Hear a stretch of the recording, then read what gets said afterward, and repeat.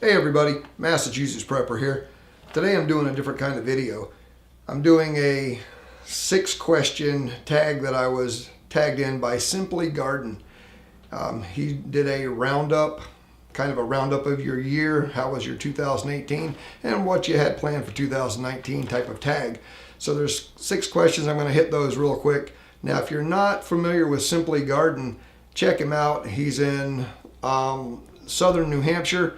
Does a lot of things with grow beds, has fruit trees, Christmas trees, has a couple of beehives, does some maple syrup, maple tree tapping for maple syrup. Just all around a nice guy. His channel is a family channel.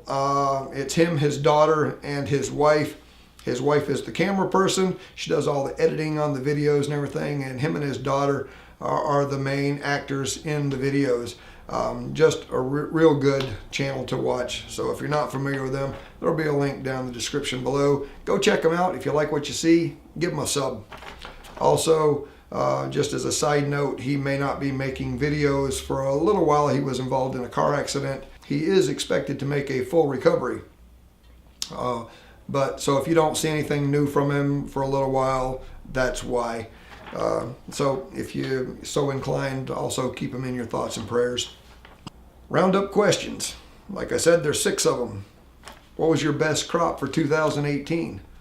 For us here, at the Massachusetts Prepper channel, it was our strawberries by far. They just flourished. We had more strawberries than we could eat. We ended up eating so much strawberry shortcake that we were sick of it. Mrs. MP made some jam. That turned out phenomenally well. And everybody that tried it absolutely loved it. And we even sold some to a bed and breakfast. So we didn't plan on selling it, but now it may make it into our lineup. So we will have honey, but also jams.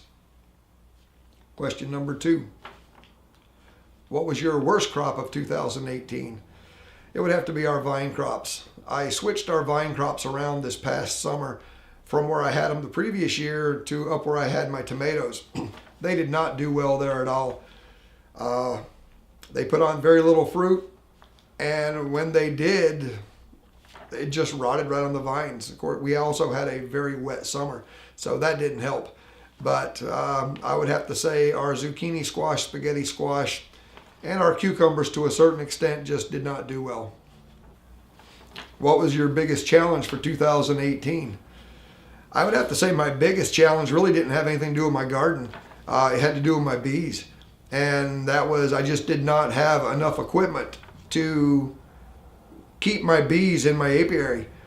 As the hives would get too full, they would go into swarm mode, gather on a tree limb, fly away, just because I didn't have enough boxes to put them in. So that had to be my biggest challenge, just trying to keep my bees in my apiary. Number 4. What things would I do different for 2019? Well, number 1, I'm going to move my vine crops back to where I had them the previous year. I think they'll do much better.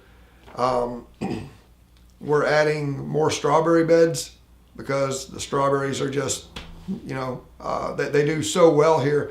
And we do want to produce jam and, have it on the market to sell. But also, if you've been watching some of my other videos, you've noticed that I've been building a lot of bee boxes lately.